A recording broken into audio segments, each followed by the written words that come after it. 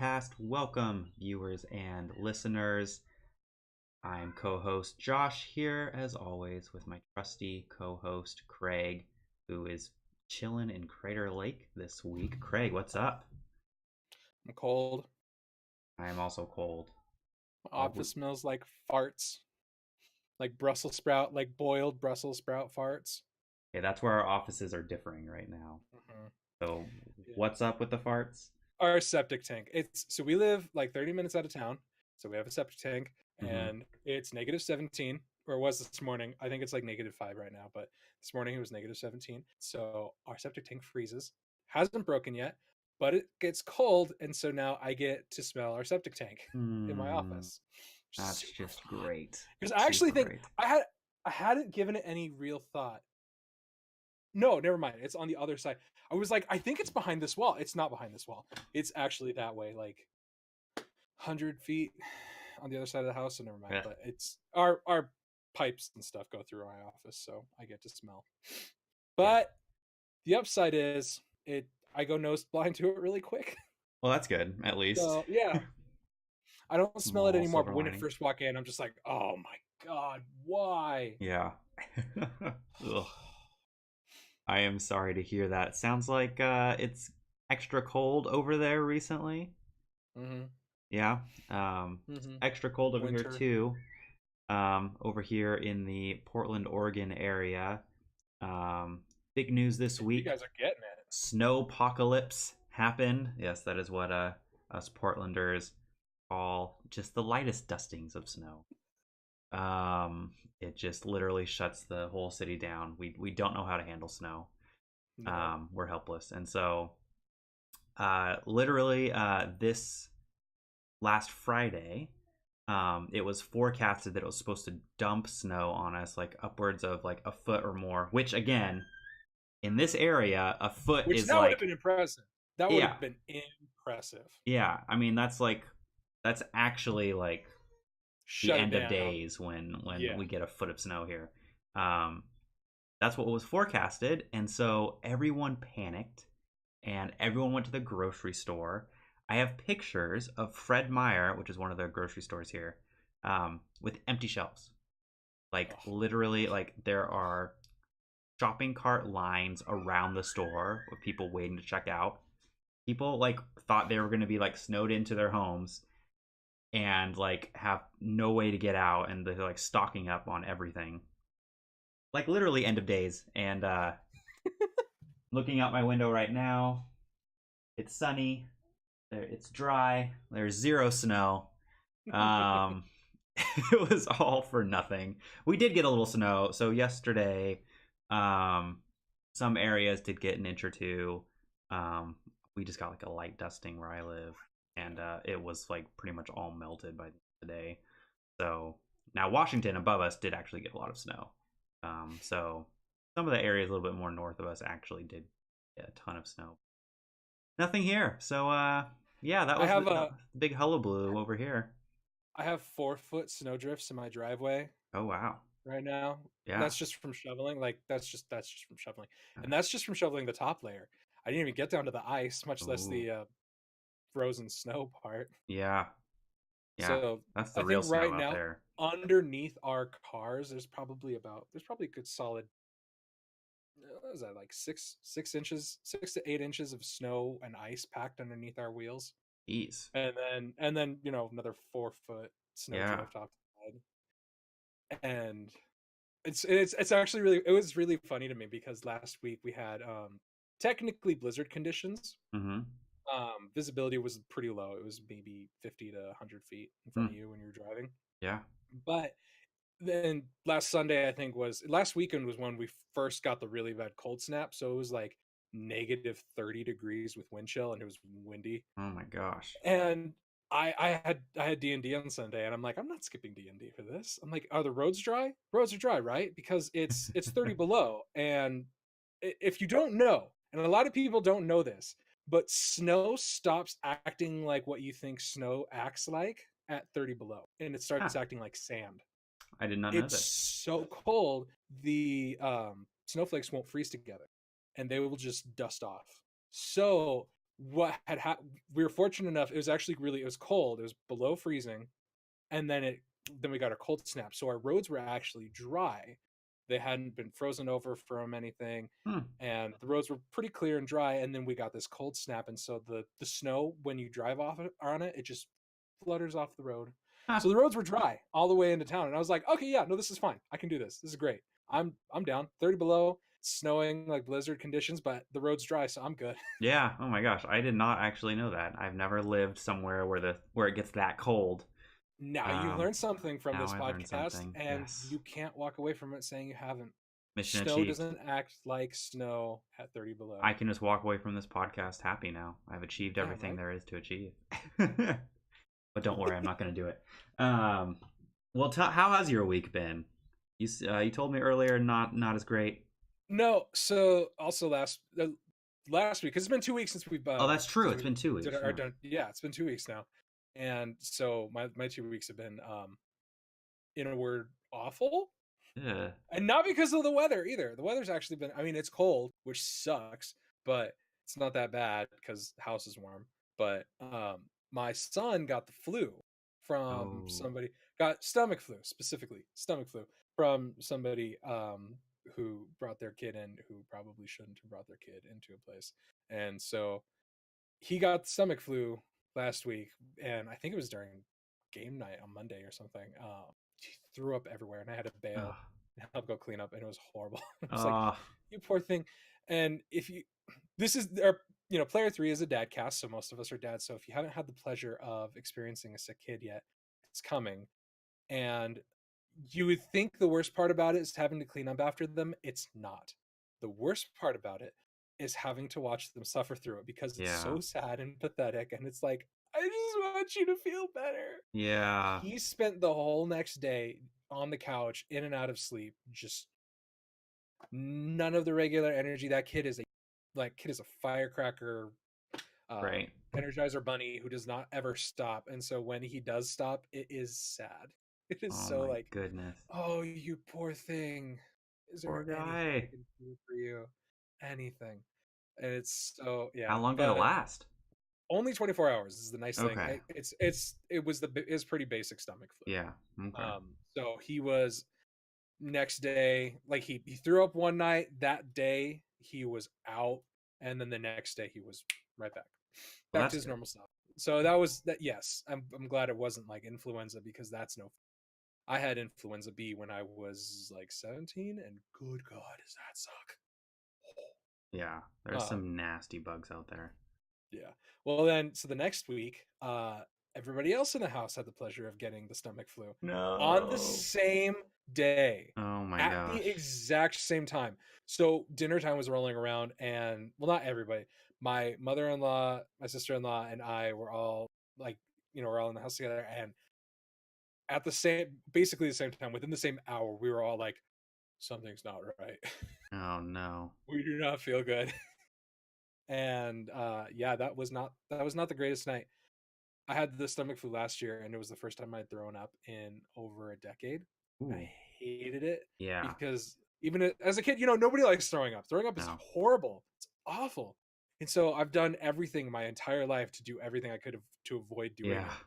And last year my will failed on me, and I threw up, and it was awful. And so this year I was thinking about that, and I'm like, no, no, no, no, no. I was talking to my body and everything. I was like, don't you dare. Like, when I talk to my body, I imagine, have you ever seen Osmosis Jones? No. It's an animated show about basically the body and the systems and how it works and everything, and it Hmm. follows Bill Murray around in his body, Hmm. and it's fun. Anyways, the thing that stuck with me is like, there's a button for vomit. Basically, it's like, Yeah. evacuate the stomach, hit the button. Right. So when I talk to my body, I'm just like, don't you dare push that button. I swear to God, I will kill you all. Don't you dare push that button. Oh, And I didn't. you didn't. The I button didn't throw was. up. I was miserable and nauseous, and it was horrible. And the Mhm. next day I was cold and achy and Ugh. tired, but it was just a day, and made it through without throwing up, and I am happy. But bad 2 weeks. Wow, that is rough, man. I am sorry to Uh-huh. hear that. Everyone healthy now? Are we back from the Yep. dead? Everyone's healthy. Literally everybody in the house. we think Kelly had it like directly after or right during when Kale had it, but pregnancy is weird. Sometimes it amplifies and sometimes it nullifies things. Yeah. So we think she had it at the same time, but it wasn't that bad for Hmm. her. Okay. So and we're kind of hoping that too.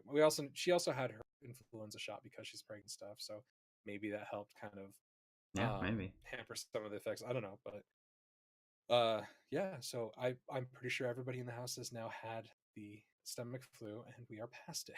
So Well, that is good to hear. Sorry it's been so yeah, rough. Here's to a few weeks of health and hell happiness yeah. for you and your house. Hopefully we can make it through till next fall with any Yeah. guests following anybody. That would be dope. Be Yeah. Well, happy. and you gotta stay healthy because Kraig, I don't know if you've heard, but there's a hot new BR on the market that that you Hell and yeah. everyone else needs to be playing. Talking, of course, about Apex Legends, our first topic of the day. Kraig, we have played Yes. this. Yeah. It is a new free-to-play battle royale game from EA and Respawn, which is the studio behind Titanfall games. They released this last Monday. Yes, they released it on Was it Monday? Monday. Yeah, it was Monday. It's just this Monday. Hardly any lead up to this drop. There were It was not. leaked on Saturday, Right. basically, Yeah. and that was it. It was Everyone's like, leaked on "Wait, there's Saturday. something coming." And then I think they then put out a few materials maybe on Sunday, I think and they then may they have just been on Sunday. dropped it. Like Yep. basically zero fanfare, just dropped it. And the other Full thing that they release. did is hired a bunch of streamers to stream it, and this thing blew up. What is going on with Apex Legends? We played this. What do you think of it? I love it. I think it's a. I think it improves on the genre in every way. I'm trying to think of anything about it I don't like, and I really can't think of much. I It's think there might be fantastic. I think there's a bit of a curve for learning some of the characters, but Sure. that's Yeah. it. Um, I don't know. It's really great, and it's unique in that it is class based. I think there was one other battle royale that was class based. Is that I want to say Paladins or was that a MOBA? I don't remember. That might. I'm not sure. I've never played Paladins. Um, but yeah. So I mean, there is another. It might be Paladins. I know there's another class based one out there. It might be Realm Royale. Um, You might be right. but Apex Legends for the uninitiated is a class based battle royale. The aesthetic is kind of similar to Call of Duty's battle royale, which is Blackout, but it takes the same weapons from Titanfall. There are no Titans, which a lot of people were upset about, and there's no wall running, which some people were upset about, although you can kind of run up walls to climb up. But the movement still feels really good. The shooting feels really good. Like you said, it is a class based, so at the beginning of every game, you choose a class, and each class has very specific abilities, which really mixes up the strategies quite a bit. Um, just some numbers to talk about how successful this has been, because it actually is It's really insane how incredible how with no successful. lead up, no With no, marketing yeah, campaign. yeah. Again, this is with zero marketing campaign, zero lead up. Literally, just it got leaked a few days before, and then boom, you can buy it or not buy it. It's free to play. You can download it. In the first 8 hours, they got 1 million players to log in. They had 2.5 million players in the first 24 hours. In the first 3 days, they got up to 10 million players. This is insanity how much this has blown up. And we're not even through the first week. Nope. It just happened Monday. What is making this so successful? What do you think about the strategy of just dropping it? Because that is also I think really it's unprecedented. brilliant. I there's a few things that I think are contributing to it, and I think the key fact is that it's curiosity. Everybody in the world all of a sudden heard about a new battle royale that's Well, dropping with how did absolutely they no hear about fanfare, and it? everyone's like, "Oh, How did they hear what?" about it, Kraig? Leaks are pretty. Leaks are pretty. It's the I streamers, don't man. actually. Well, yeah, it's a streamer. Okay, no. They Well, the literally world heard about it partnered. from the leak to begin with, and then they partnered with. Well, they partnered with the probably partnered with the streamers before then.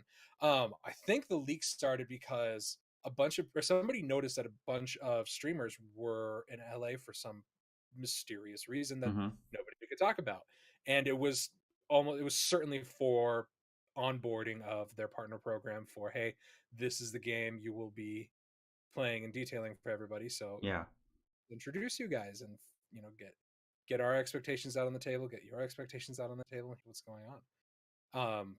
I'm curious to know if they just mildly curious if they flew people out or if people flew out on their own. But yeah, that's their entire marketing campaign with streamers. And I think between the fact that it was a complete unknown, Mm-hmm. um, I guess it did have a little help from the fact that people knew that Respawn was working on something. Everybody assumed it was Titanfall 3, and they had said at the beginning that it was a Titanfall project, which I don't think is accurate, actually. It's not really a Titanfall game. It's just in the same universe, which Yeah. is um, misleading. It's fine.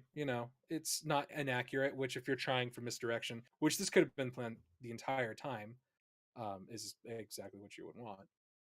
Yeah, they've been So working on it for a while, but yeah, what they said, or was some in an interview, one of the employees said that there was no amount of hype we could generate or marketing that we could do that would persuade people to try our game, because the market's already oversaturated, mm-hmm. or it's perceived as being oversaturated. There's the new BR launching almost every quarter, it feels like, and I understand why they would like, why should people try our new shooter? Well, we can tell them that there's this and that and that, because there's a lot of really great things about Apex, but the thing that they decided on was the fact that their work speaks for itself, Yeah, and it really, really it does. really does. And I think that that was really the only way that they had to actually make people try it, Yeah. is just drop it. And I think another thing that makes it so successful is that it's dropped in a finished state. Yep. It is Absolutely. not. It's not This in isn't a beta. This pre-release. isn't an This early isn't a access. beta. It is 100% done. Yeah. There is plans for continued content, but it is done and it is beautiful. Mm-hmm. It is smooth. Of course, there are some issues, but there's nothing major. I think some people have infinite loading times. A restart fixes it. Things like that. There's minor bugs and things that always happen because these are highly connected. Right. Right. So things happen. It's inevitable, but for the fact that there's been no beta, there's been no load testing that we're aware of, Mm-hmm. nothing like that. It's incredible how well this has gone off. And honestly, I think it kind of, in my mind, it casts some interesting thoughts and dispersions on other developers who do Oh have yeah. these launch day issues, because yeah, in the first 24 hours, 2.4 million players with over do you have the consecutive number? I don't have it up. I think it was like Um. 200,000 consecutive, or probably more than that. Yeah, I don't have it up right now, but it was really high. I It think it was a was very 200K. high, yeah, it was a very high consecutive or number, and there were no server issues that I ever experienced. Yeah. Yeah, I think I've heard of It's maybe a few. Like, I think servers went down a few times, or they had to. They're like, there's been a few issues here and there, but they've been on it. They've fixed things really fast. Like, I really haven't seen any major complaints yeah, from anyone, if, and we would know because the top streamers in the world are streaming this game like 24/7, and like so every like single one of them. if It's there were huge, yeah, crazy. it is. I think you hit the nail on the head. This, I mean, the way I understand the insane success of this in just 1 week is their marketing was extremely smart in that they really did hire or partner with every major streamer on Twitch that plays these types of games. Ninja, Dr. Lupo, Dr. Disrespect, Shroud. Shroud the first day had like over 100,000 viewers, I think, and he usually Yeah, averages closer to 30. Like, it was crazy. Um, so many top streamers were partnered, all playing this, but that's not enough, right? That's not enough to actually drive success. It was so polished and so fun. You could tell the yeah, streamers are actually having a ton of fun to play, and then you get in to play this game yourself. I think this is probably the first battle royale game that's been released in a polished state like this. The yeah. closest would be Blackout, Call of Duty's battle royale, but even they had They betas. have some really, yeah, they had betas, and they still have some game breaking bugs. I think I have a Yeah. clip where I landed, and everything just went polygonal, and it just like started freaking out. And I'm like, Mm-hmm. okay, yeah, no, this is Yeah. expected of you guys. So Yeah, okay, they that's fine. they still have some bugs, and they also had betas that were really buggy and really an Yeah, issue. And that was everyone's first experience. And then you go back to like Fortnite, their battle royale launched super buggy, like in like a beta state. Of course, PUBG and H1Z1 two started was in like an pre-release early for access, forever. Yeah, super buggy, super unoptimized. And this, I think, like honestly, it's the only battle royale game that I can think of. It drops day one, polished as hell, plays like a dream, um, and it's free to play. it's free to play. It's amazing. And actually, while you were talking, I was just thinking about it. I think their marketing campaign's even brilliant. The fact that most of the people who are going to play it are going to be the ones who are already associated with battle royales. People who Mm-hmm. play Fortnite, kids, adults who have that interest in shooters and everything. So, I guess it doesn't necessarily make sense to spend effort on people who wouldn't necessarily be interested in it when Right. you can specifically target those people, which is a very large audience to begin with, Oh yeah. by going after all of the streamers who stream battle royales Yeah. constantly. And that's exactly what they did. All the major BR streamers, and they got everybody. Yep. They got And then them they all. got the intrigue from the websites who are like, oh my god, this is a thing that's happening. Yeah. And then they get everybody else by just by association, really, Mm-hmm. Yep. And then the because it press is starts putting out all the articles yeah. about it, and Then you get free press from all of you're that. getting all this free press. It's really truly brilliant. Yeah. And the most exciting part about it is that it did release in a completely polished state. Yep. And I wish more games did that. And I think that's been a major complaint of the gaming community for a long time, is that we feel like we're being handed half finished games at launch. And it's like, come on, can you not finish the game first, please? And that's exactly what Respawn did. They made a full finished game and released it like they should. Mm-hmm. Yeah. It's And it's the best thing since sliced bread. it is My great, god, and it's it so is, amazing. again, I can't emphasize, like, it's not just that the marketing was really impressive, but the game is super fun to play. Yes. Ever since I played it, I think the first time I played it was Monday night, I think. Yeah. I've been wanting to play it. It's been on, like, I've been wanting to play it almost every day since. I haven't been able to every day, but I've been wanting to. But like, I want to talk about how smart some of their game design choices were too, because if you look at some of the game design choices they made, it honestly looks like they listened to all of the complaints about battle royale games from some of their from like the top streamers and players, and figured out ways to fix those mistakes or those issues and make it better. Yeah. Like, for one, let's talk about how important teamwork is for a battle royale game, especially if you're playing in squad mode, right? Communication is huge, teamwork is huge, but a lot of people don't play with headsets. A lot of people don't want to, they don't feel comfortable. Um, there's some jerks Who on the wants to get internet. cussed out by a 12-year-old on Fortnite? I Right, mean, yeah. So they say, okay, well, how can we fix that? How can we make that accessible? They created this ping system that basically allows you to, with a click of a button, tell your teammates, hey, there's some armor here if you want to pick it up. Hey, we should go this way. Hey, I spotted enemies right here exactly. And it will ping on everyone else's map, everyone else's HUD.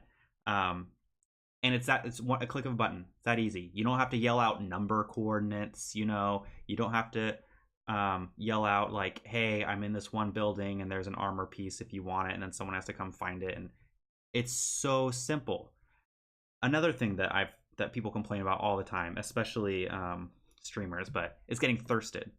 Right? You're playing with your squad. You're playing Fortnite or something. You get downed by the enemy, and when you're downed, right, you've gotten shot. You've lost all your health. You go into a downed state where you're kind of crawling around, waiting to get revived. And if a teammate gets to you and revives you, you can keep playing.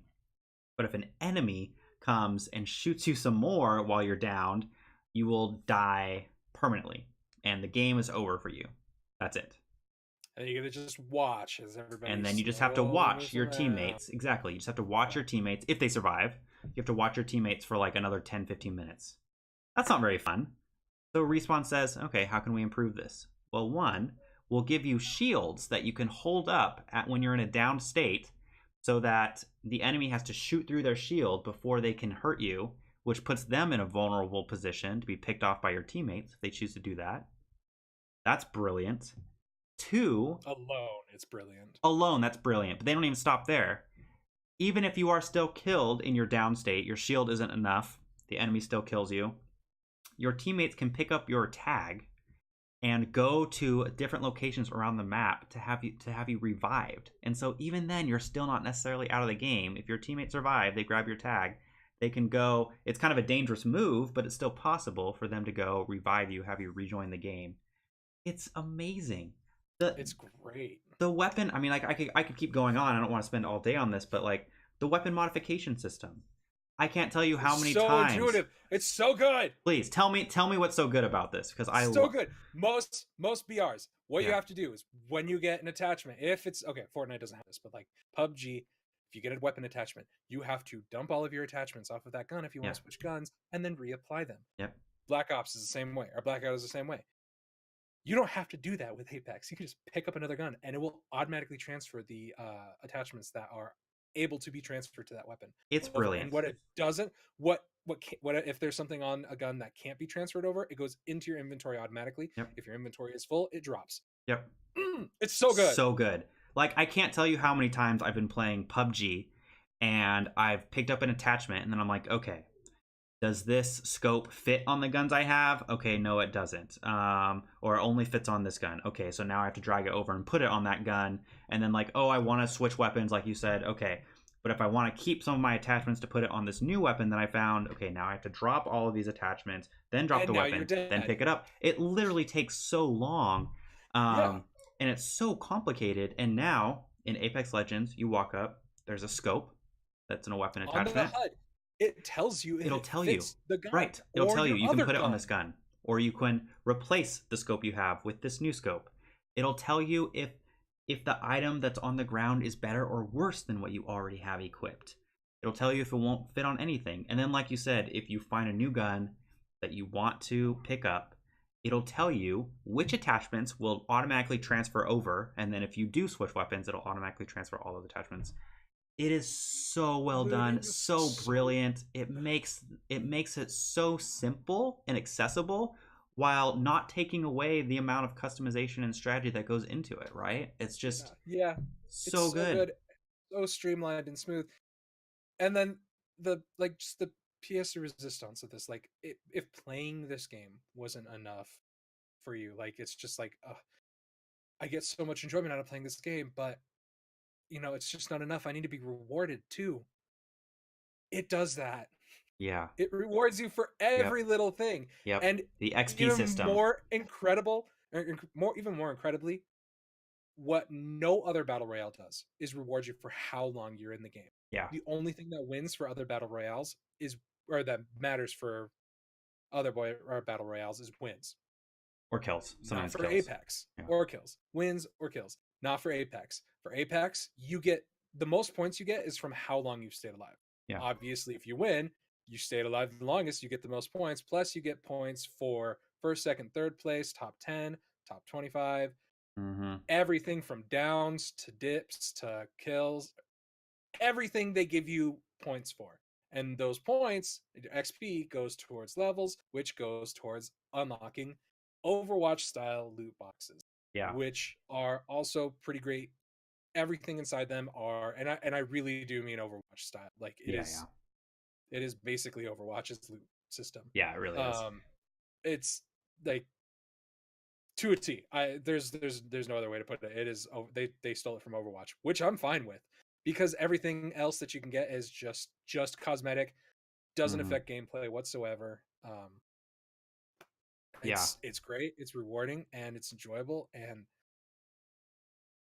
it's just that good. Game. It's that good. It's incredible that something like this happened after it feels like a reminder of what games really should be after everything that we've gotten to now. Like it makes you look back on everything and be like, huh, there's a lot of problems with the stuff we've been getting.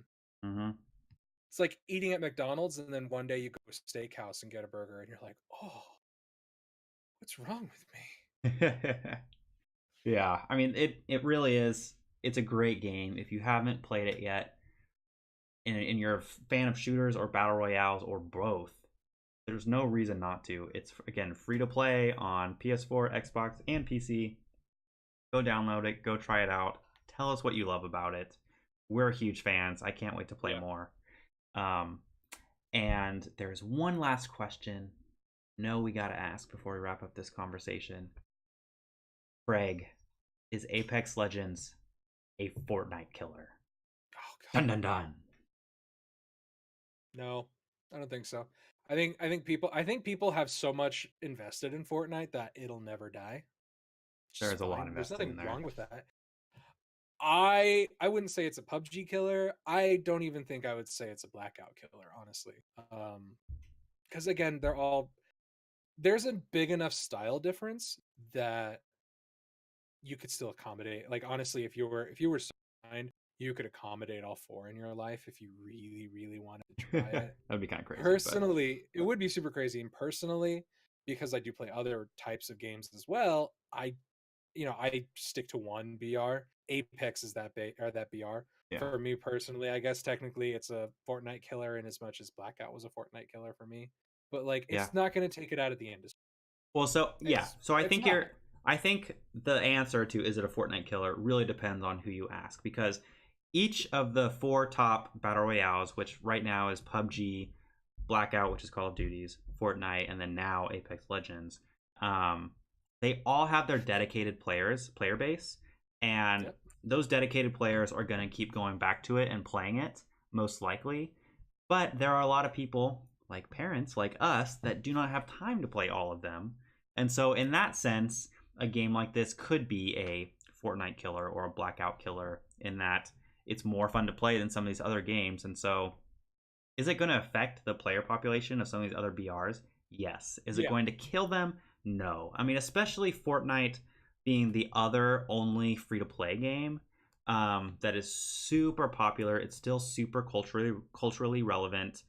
I mean, I think the thing we didn't necessarily that I didn't get to talk about because I would have talked about it last week if we did the podcast was the Marshmallow concert in Fortnite, that All event that right. they had, which I went to, and it was actually super cool.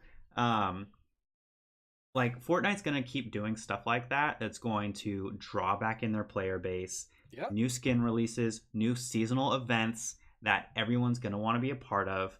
And so I definitely don't think Fortnite's going anywhere. Um, I do think this will probably dip into their population a bit. I mean, just because of kind of the point you said, where it's like not everyone has time to play both. Yeah. I But think it'll it's wax and wane. yeah, it'll wax and wane. Right now, everyone is. I would imagine their population's dipped quite a bit this last week because everyone's trying out Apex. Probably. But Yeah. eventually, some people will get tired of Apex, want to go back. Fortnite doesn't really have any new big event happening right now, but their new season's supposed to start in like 2 weeks, I think, and so I'm sure there'll be a huge thing around then that'll draw a ton of people back. Honestly, if this game is a killer of anything, I would actually guess it's PUBG. I think PUBG has been struggling for quite a while ever since the release of Blackout because Yeah. for a lot of people, Blackout was the BR that kind of took the PUBG look and feel and did it better. It was more polished, just felt better. And now that Apex is out there, and it kind of feels like it's a very distinct, different game, but still feels like it's in a similar realm in some ways. Um, I think it might spell even more trouble for PUBG. Is PUBG gonna like go under? No, but I wouldn't be surprised if their population kind of reduced even further Yeah. overall in the coming months. Um, because some of these other studios are just releasing better polished. I mean, PUBG still Yeah. struggles with bugs and stuff like that, and PUBG so took way too long to fix their game. PUBG got Like, really popular because they were the first to do it in that style. I know H1 existed before, but it was kind of its own aesthetic, and it just kind of looked and played differently. PUBG kind of took advantage of a super open market where there was all this yeah. demand for a BR, and they made their own distinct BR, took advantage of that population, but they don't have that luxury anymore. No. There's far too much competition and people are doing everything they're doing and better. And Yeah. I haven't hardly played PUBG a couple months, and the only reason I did it back then was because I had a friend on PC who was like, "Hey, let's go play some PUBG," and I'm like, "Sure, I got nothing else to do." Yeah, it's been Like that months. was, I think it was before Blackout came out actually, and I think I was at the end of a Destiny grind, so I was like, "Yeah, I'll go play some PUBG." Yeah. Yeah, I think it was But probably right like now, last there's no summer. reason. Now I have Yeah. Apex on my computer. I'm not Right. gonna go play PUBG. I'm gonna go play Apex. Yeah. All right. So again, go play Apex Legends if you haven't. But you brought up something in Apex Legends that's going to lead us into our Sponsor second us. topic. Make us a partner. We have like 12 subscribers. um, Got to start somewhere. Got to start somewhere. That's right. I'm thankful for every one of you, wherever you are. Um, but you brought up Apex Legends microtransactions. I And did. that is our big, well, not Apex Legends specifically, but microtransactions is our big topic, second topic of the podcast. This is something we've been wanting to talk about for a while. It's just to have kind of tackle the topic of microtransactions as a whole, have kind of a broad discussion about microtransactions in gaming, because every year there continues to be tons of discussion and controversies related to microtransactions in games. But one thing is for sure, they're here to stay. They're not going anywhere. I think for a while people were hoping that with enough backlash people would take them out of their games. It's not going to happen. I honestly don't. I don't know if we'll ever see a future where microtransactions don't exist. Um, so let's talk about them, huh? Yeah. My first question for you. Oh, you know what? Actually, before we get into these questions, for anyone who isn't aware of what a microtransaction is, if you're watching this podcast, I feel like you probably would know. But a microtransaction is a mini purchase that happens in a game. So you already own the game, or the game is free to play. But there is something that you can buy, an additional thing that you can buy inside the game that supposedly will add some kind of value or content that you otherwise didn't have. And there's a very wide range of what that can look like. Um, that's kind of, I guess, the main gist what a microtransaction is. Purchase with real money. Right. Sorry, that's a very important distinction. Not in-game currency, or there is in-game currency you can purchase with real money, but the end goal is that you are spending real money Yes. on these microtransactions. Additional real money. Yes. Yes. Um, so my first question is, are microtransactions ever okay in games? And if so, when? When are they okay? So microtransactions came about in the mobile, or I think they first came about in the mobile market. That's definitely when they got biggest Yeah. there first, for sure. They grew in popularity among developers simply because they were a good way to monetize a game without people having to play or having to pay in order to play the game. Mm-hmm. We tend to be disposed to, or opposed. Anyways, we tend towards liking shiny things, extras, things that make us stand out as gamers, and so um, we're inclined to purchase these things. And when you do this once in a while, it really isn't that big of a deal. Unfortunately, the mobile market got a little predatory with it.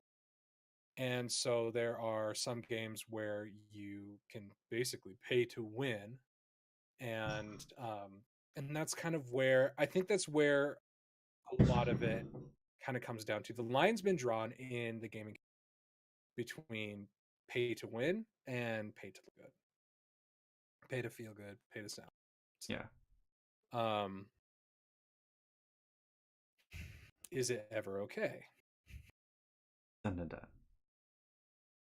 I think there are people who would say if you have to purchase a game and spend money for content that's already in the game, that's not okay. Mm-hmm. I think that it's an extremely complicated question, and It it's an is. extremely complicated task to parse it out, because microtransactions in console and PC games come at a time in history where games are getting more and more and more expensive to make. Yeah. Furthermore, players are expecting far more out of games than they ever used to. Yeah. If we go back and look at original, NES games, Genesis games, they were modeled after cabinet games, after arcade cabinet games, and there would be a extreme rise in difficulty in order for you to continue on. which would maintain the playtime. So you could get thousands of hours out of a game simply because it's extremely hard to play. Right. It's an artificial way of lengthening the game. If it stayed the same difficulty, then you would probably get through it in a few hours. We're still paying $60 a game, or yeah, per game, for a game that would run us, anywhere from 60 to 100 hours to play through. Mm-hmm.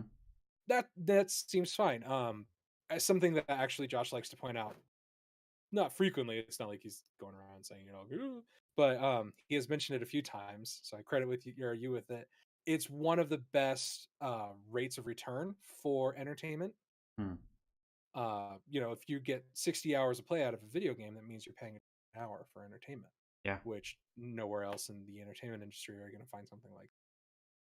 But now we're expecting far more from our games. If we look at Anthem, if we look at Destiny, if we look at these MMORPG FPS games that are, extremely ambitious on their front end, but then other games too that are sort of following in their need for extra content in order to prolong their lifespans, that kind of development isn't cheap. No. You're creating one game which is going to cost $400 million to do to begin with, and while you may have a lot of assets that you pull from in order to continue to make that, there's still a lot of development cost that goes into continuing to make content for these games, and that's not cheap. um Previous games that would do that were almost exclusively MMORPGs like WoW, uh, Star Wars: The Old Republic, things like that. And they, in order to tackle that extreme cost, had subscription Right. services. Monthly And subscription cost. Yeah. uh, they made hand over fist, and they were able to make really good, timely content. I Mm-hmm. mean, okay, good is subjective. They weren't Well, if all people keep playing aces, it, they must find some but I value or something mean, good in it. Yeah. I know that there's been some There's always controversy. controversies over like what's Yeah, good content, but exactly. So I mean, that aside, subjective goodness aside, like the quality was high because yeah. they had the money, they had the profits, they could make sure everybody got paid, and they could continue on development. But now these AAA game studios that aren't necessarily used to having to make long lifespan games with new content constantly coming out are Right. having to face the reality that that's what gamers are starting to expect from games. They're expecting not 60 hours of gameplay. They're not expecting $1 per $60 that they or per 60 hours that they put in. They're expecting thousands of hours out of their. Yeah. Some And people. Yeah. while that's still achievable for games like, Call of Duty for multiplayer, because people will play multiplayer to death Mm-hmm. even if nothing changes. Right. That's evident from all the previous Call of Duty games. We now live in a time where people are expecting that Yeah. content, and they have to make that money somehow, because $60 on the base game is not enough. Yeah. I mean, It will never be enough. I think I think you're hitting on a really important reason as to why microtransactions exist in the first place. I think it's really easy to assume that microtrans, especially in games that cost $60 to buy, that any microtransactions that are then in that game are kind of like this greedy grab for extra money that Exactly. the Yeah. developer doesn't need or deserve. And while I'm sure that has been the case in some circumstances, the cost for making games has grown so much. I mean, games have been $60 for years. For years, the cost of buying a game, a AAA game, has not changed. It has stayed at $60. And yet, the size of those games, graphically, just like expansively, the amount of Yeah. content that they are fitting into these games has continued to grow at an incredibly high rate. And so that the cost, I mean, imagine the cost of a game like the new Assassin's Creed or the new Red Dead Yeah. Redemption 2, where I mean, these games took, especially Red Dead Redemption 2, took like 8 years to make. They had studios around the globe working on this game for years, and yet the cost to buy it is still $60. And it's massive. And so you think about, I mean, if you think about just from that angle, um, for games to continue to grow bigger, better, have even more hours of content, hundreds of hours of content, if we want games to be that and to go in that direction, I think the gaming community is faced with two choices. One, be willing to pay $100 for a game, which no one's going to want to do that, No, right? Or two, you're going to have to be okay with literally. microtransactions because Yeah, those studios have to make more money than just a $60 sale to survive, not only survive and like return investment, but to keep these games going because like you're saying, people it's not enough to just play a game and be done with it for a lot of these games now. People want to keep coming back to the games they're playing. They're wanting new content that draws them in so they can yeah. put another 100 hours in. Games like Destiny are a great example of that. Um, and that also costs extra money. And so I think this is one of the reasons why I think microtransactions are here to stay. And it is one reason or it's one point in the when are microtransactions okay column, I guess, if you will, because it Yeah. keeps games affordable. In some Yeah. cases, microtransactions are keeping games at a $60 cost instead of 80 or 100, and it's enabling games like Apex Legends to even exist and drop free to play. Again, Yep. Apex Legends, it is free. You don't have to spend a dime on that game, and you can have a blast with it. Same with a ton of mobile games. Um, and microtransactions enable that to even happen at all. I would argue that certain games, the ones that come to mind, obviously, are like Destiny and Anthem. Mm-hmm. I think they have more options. Like they have also taken the microtransaction route, which has caused some controversy, Oh especially on yeah. Destiny's part, Mm-hmm. and certainly on Anthem's part right now because cosmetics are, their placeholders were at $20 for a Yeah. javelin Rumored suit, to be pretty high. and Yeah. it's like that's a lot. So there's been some damage there to honestly first and pre-sales uh, that they may or may not recoup simply Mm-hmm. because of the cost there. I think that they have other options. I don't think they necessarily need to do it. I think they are formatted. It would be appropriate to have a subscriptions based service. Mm-hmm. It would definitely be bringing it into a place where people are not used to that. Most Yeah. people are going to be used to subscription based MMORPGs are going to be on computer. And they're also probably going to be thinking something along the lines of, well, if I'm going to pay money for RPG, I'm going to like, wow.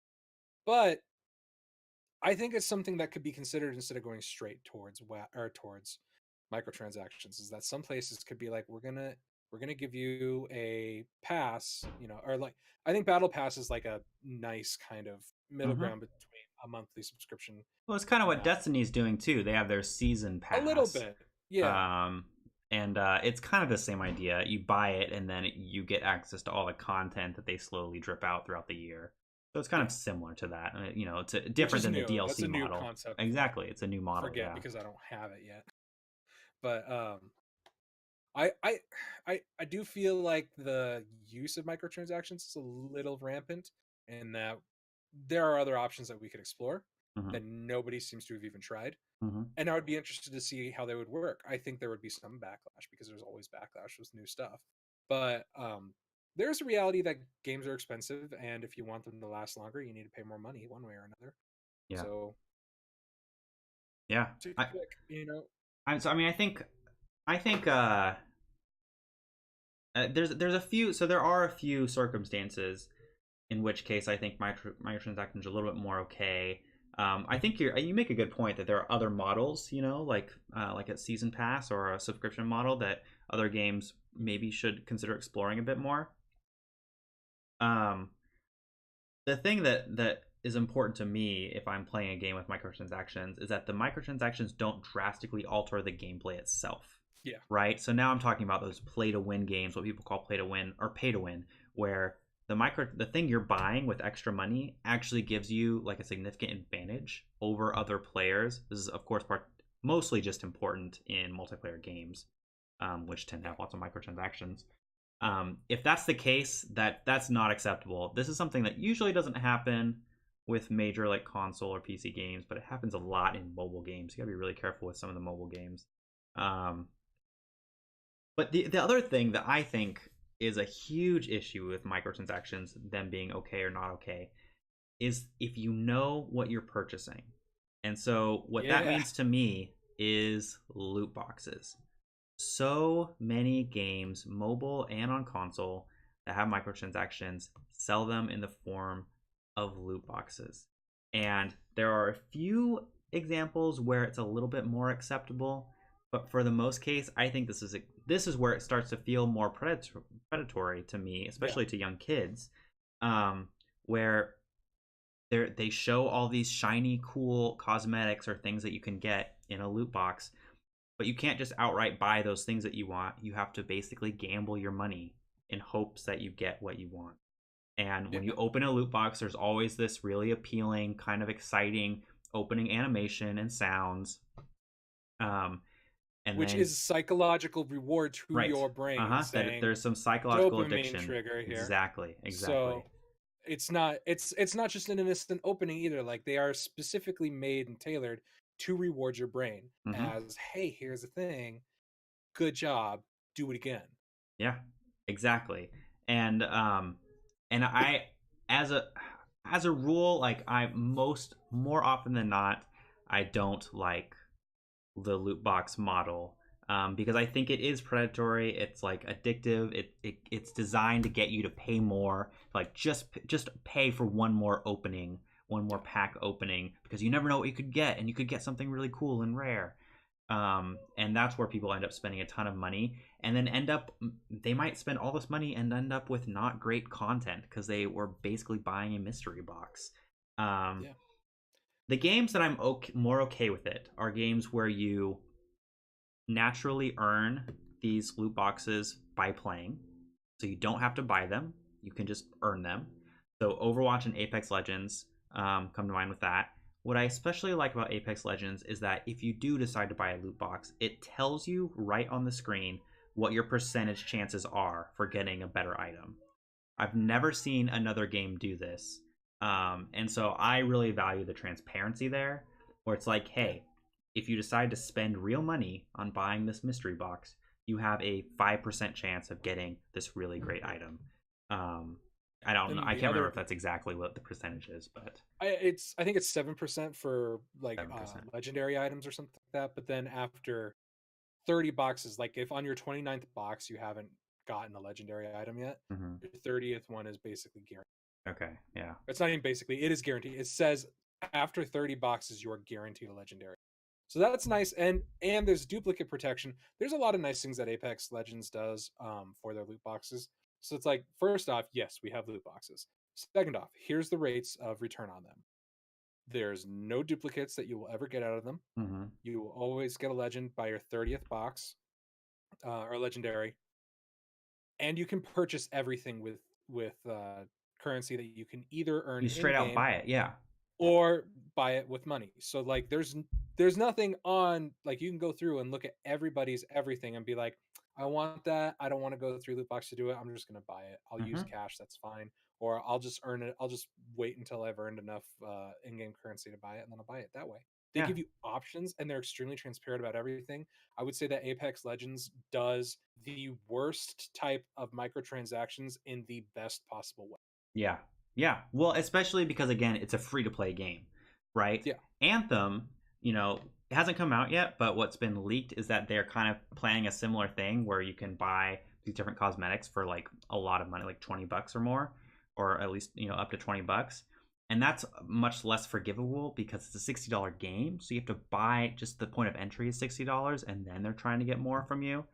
But I mean, Fortnite has $20 skins as well, but it's much more forgivable because they're free to play games. The items do not affect gameplay in any way, they're just for fun. And the cosmetics are really well done usually. And so, if Yeah. someone's invested a lot of time in a game, they might want to look nice or look cool or whatever. And they can Like pick even I've spent exactly. $20 on a skin for Fortnite. Yeah, well, and you know I bought the exactly. dinosaur one, and it's Uh-huh. great. I like Yeah, but you know exactly what you're buying, and you know it. Yeah, exactly for how much. And it's yeah, an otherwise free to play game, so the point of entry is super low. And it kind of feels like maybe you're helping kind of like reward the developer in a way, like, hey developer, yes, you gave me a free game to play and I really like it, so I want to support you in by buying this piece of content from you that I really like anyway. And it's kind of like, it feels like more of a win-win situation than I just paid $60 to play your game, and now I have to buy a loot box, which I don't know what's going to be in it, and spend more money, and maybe end up feeling really dissatisfied. And you're just taking my money, so you're happy, but I'm feeling really kind of upset now. Yeah. Or my kid is addicted to, he just wants to buy a bunch of loot boxes because Yeah. kids can't regulate that stuff very well. No, Um, they can't, and that's how you make gambling addicts. exactly. And the And mobile game industry knows this, and that's their intention. There's a lot of yeah, developers out there intentionally, and it's malicious and it's horrible. yeah, Um, as far as console games go, I'd say Overwatch is probably the I don't want to say the biggest offender, but Overwatch isn't necessarily innocent in their thing because you can't earn in-game currency for Overwatch or for their cosmetics. hmm, You have to buy the loot boxes or earn. You can earn a loot box per level, but once you hit a certain level, you kind of start to cap out on how much or how long you can keep going for that. It gets longer and slower. yeah, Um, yeah. Overwatch and isn't there's no way great. to there's no way to get it, and so it does. Overwatch very much encourages you to purchase loot boxes. They're not very transparent about rates, No. and you can absolutely get duplicates, which is the only way to actually get currency for you to purchase more loot boxes Hmm. or items specifically is through getting duplicates or just currency from the box. It's not a great system. I would say it's minorly predatory, and governments have taken action specifically on Overwatch for that reason. Hmm. Um, but if we're doing a kind of sliding scale here, Apex being the good, Overwatch is bad, but there's still some pretty ugly. Yeah, I would put Overwatch kind of like middle to middle bad ground. Um, Yeah. just because you can earn the loot boxes in game and you can earn like this type of in-game currency that you can buy skins directly with, but it just takes a long time to earn that up. The But it's game, only through the loot yeah, boxes. which It's you not only through get gameplay. that through the loot boxes as well. Yeah, so it's Yeah. definitely not a great system. Honestly, the games that do microtransactions well for me are mostly free to play games or games that are $60 but they're so massive that it kind of makes sense that they would have to recoup at least a little bit more money. I'm thinking of like Yeah. some of the new Assassin's Creed games where you can I buy haven't played like it. I haven't played them. new you can buy like extra cool or good armor or weapons through an in-game store basically. Not It's not of course needed, like you can beat the game just fine without them. There's been a lot of controversy over it. I'm mostly okay with it Sounds because controversial. oh, it is. I would put this in the middle to kind of okay, so the new Assassin's Creed, and here's why. It's a single player game, so whatever you buy is not going to affect like any kind of multiplayer balance. Okay, fair. The amount of content that is already in the $60 game is so massive. Like again, this is in the realm of like this should probably be an $80 game or something with how much is in there, but we can't go above 60. Gamers would riot. Um, and I think there is a way to earn the stuff or to earn in-game currency to buy it. It just takes a while. But I don't know. For me, that feels like one of the games where like they probably need to recoup some of their money, and I don't know how else they would do that. And as long as it's an entirely optional thing, and you can still get really awesome loot in the game itself, I'm not like too opposed to it. It's definitely a controversial thing, um, but really, I think for me, microtransactions, it's like either it's a free to play game and this is how they're making their money back. I'm mostly okay with it. Still not a huge fan of loot boxes, especially if they're kind of more predatory angle, or if it's pay to win. That's not okay. Yeah. But otherwise, I'm a little more okay with it. Or it's just a massive game like Red Dead Redemption 2. There's no microtransactions for the single player, which that in and of itself is just hundreds of hours there. But they do have an online component that you can buy stuff with real money, and Right. I'm okay with that because this game is so massive and so beautiful. Like, there's no, yeah, this should cost way more than $60, and so like I totally get it. Um, there will always be debate on whether or not they're doing the microtransactions well or if it's a good value, but that's kind of a slightly different discussion. It's important, but It is. I'd say how I think when it comes down to the questions of are they okay or aren't they okay is really the implementation. yeah, yeah. It Well, it's cost really too, but how yeah. it's yeah. Well, that's yeah, Well, yeah, it's cost, but the implementation I think is everything to actions. Um, Fortnite, there's no loot boxes; you just buy what you want, and that's right. fine. Yeah, and you know what you're Destiny buying. has a very similar microtransaction model in that Everything's cosmetic. You can earn stuff. You can actually earn most of everything in a season through gameplay Mm-hmm. for Destiny, You play enough, yeah. um, which was not the case originally That's true. when, uh, but people rioted and they fixed it, and so that's, Mm-hmm. I guess that's a good thing. They're still making money through that system, which is great. And I guess that's probably a good showcase piece of like, we didn't think we'd make money here. We are actually making money, even though you can still earn it in game. And Mm-hmm. there are a couple of things that you can't earn in game and you have to spend money for. That's okay. They're bigger pieces and it's fine because they're definitely not necessary. They're like emotes and stuff like that, Yeah. skins.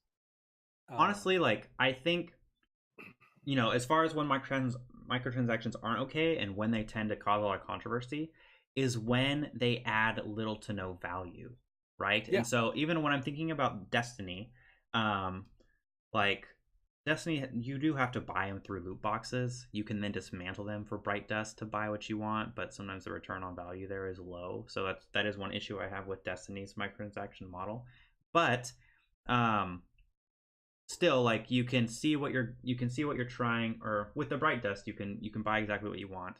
You know exactly what the piece of content is. Like, oh, it's an emote, I want it. It does. You can preview the emote, so you know what it is. And then you can decide if it's worth the value of, like, yeah. trying to buy it.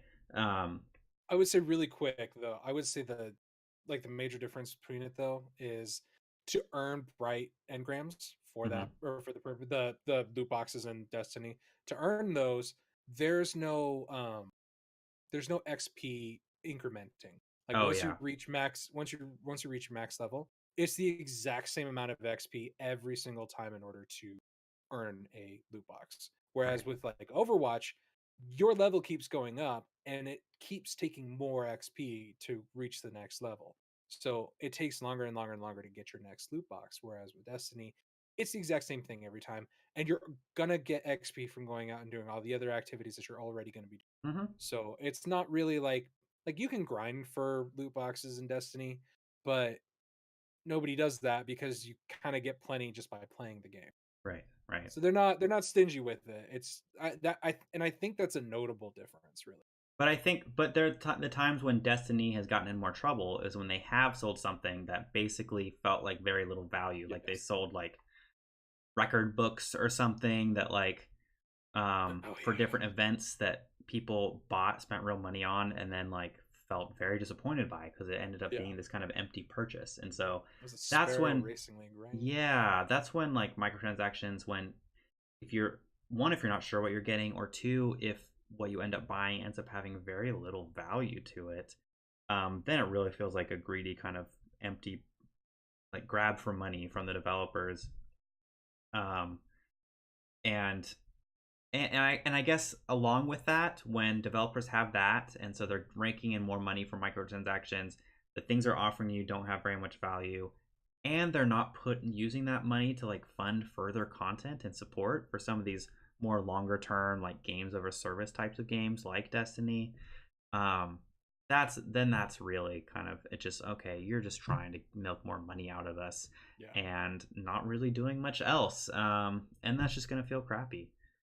Yeah. Um, so I would definitely say, with microtransactions, look out for loot boxes, look out for empty content. Um, see like see the history of a game, and like if a developer's putting out a future release of content, like see what they're promising you before you decide if I want to support it by throwing some money at them for microtransactions. Um, and then kind of go from there. I would, I guess, if I was going to give a advice, like, be really careful about microtransactions. Try to know what you're buying before you do, which is probably not going to be a box.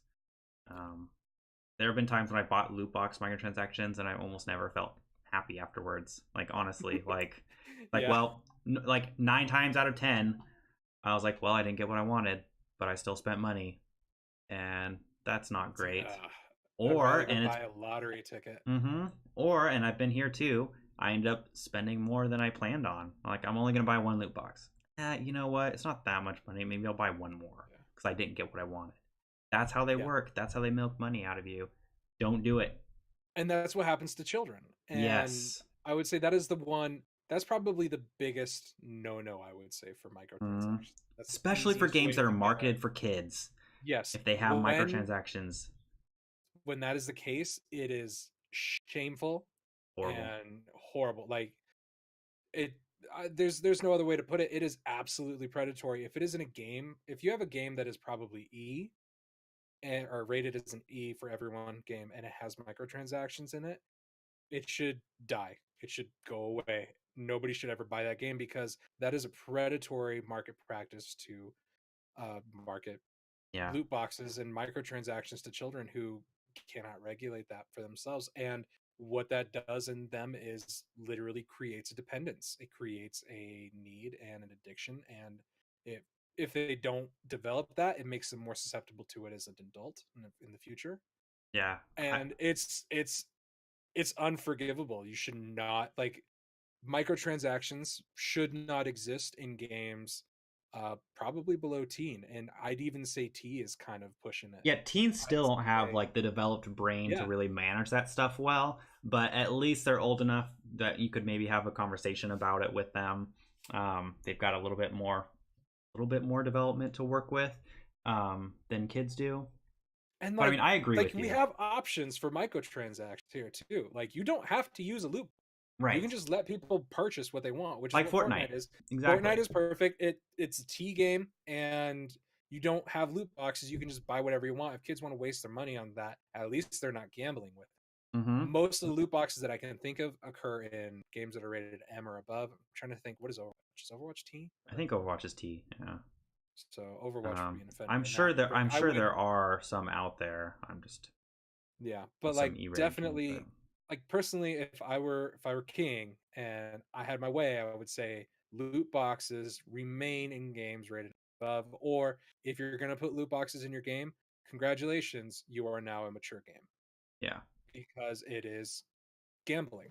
It's a really And good point. It's something that, like, honestly, any parents listening out there, like, you need to be aware of what types of microtransactions are in the games that your kids are yeah, playing, because you don't want them learning to basically gamble through this really kind of crappy microtransaction system of loot boxes. Um, it is one of the things I love about Fortnite. It's another thing that it gets it right, where it's like it really makes it simple. It's like, hey, your kid loves this game. He wants this skin. This skin costs $8 to buy. Your kid can ask you for $8 or ask if he can spend $8 of his own money on it, knows exactly what he's buying, buys it. It's the closest thing to like spending money in real life, right? Like, oh, yeah. I I want mean, that toy. It costs exactly. $5. It's the exact same thing. It's the closest to that, where it can help teach, I guess, in a way, like, just teach kids what it means to spend money, and versus this gambling mechanic that's in loot boxes. So definitely be aware of the microtransactions that are in the games that your kids might be playing, Always, because they will learn always, stuff from it. always, as a parent, know what your kids are playing. Yeah. Know Well, what your kids are doing online. you're saying something that's a no-brainer, but still, So so many many parents people have no idea. They have no never idea. stop telling this story, but I worked at GameStop for all of a month or two or three. I don't remember how so long ago, but I worked there, and one time I got to tell off. I didn't tell off kid. Kid came up with Grand Theft Auto, Yeah, and with his mom, who did not look at it, didn't of know, course. didn't seem to care. But I was like, so kid handed it to me. He must have been like 11 or something. He was young. And I was like, now, ma'am, and at GameStop, you're supposed to do this because you can get fired if you don't. Hmm. But at GameStop, I was like, now, ma'am, you are aware that this game is rated M for mature for the following reasons. Read it off. Yeah. If you've never looked at the list of reasons why Grand Theft Auto is Ugh, mature, it's on the quite a list. back of the game card, it's literally that Yeah. long. It's really, really incredibly lurid. Yeah, there's a lot in Her, that game, she man. turned white and she was like, "You were trying to get me to buy you what?" And that boy gave me the stink eye, like he Oh, was like, I bet. "You traitor." I was grinning ear from ear. I'm like, Yeah. Good on you, "Nope, man. not today, little boy." Good on you. Yeah, Parents always know what your kids are playing. always. It pisses me off because it's so easy to find out. Yeah. It's not hard. Yeah. Look at reviews. Look at the back of the case. There's a rating system in place for a reason. It's not a great rating system. That's the discussion for another time. Sure. The Yeah. MSRP, or not the MSRP, whatever it is, it could use a little revision. ESRB, I think. But it's enough to let you know what your child is playing. If there's nudity, Yeah. if there's language, Violence. not microtransactions yet. That one you're gonna have to look up on your own. Right. Anyways, that's another discussion. Just as a disclaimer, always know what your kids are doing. Yeah. Yeah. I think that's a great note to end on because we are hitting that time. Parents, know what your kids are playing. Watch out for predatory microtransactions like loot boxes. And go download Apex Legends, which does have microtransactions and loot boxes in it. But they're very open about it. They're open about it. It's a free-to-play game. Again, it's a free-to-play game. Don't let your kids have their well, I mean, it's a rated M game, I think, right? Is it rated M? I think you're right. I think it is rated M. It's at least T, or so your kids shouldn't be playing it anyway. Most likely, unless they're at least in their teens, maybe even older. ESRB. That's what. Yeah, I thought it was rated M, but it might be T. Anyway, so your young kids shouldn't be playing it. It is T for teen. Okay. Yeah, and that's gonna be it. I'm gonna wrap it up and call it a cast.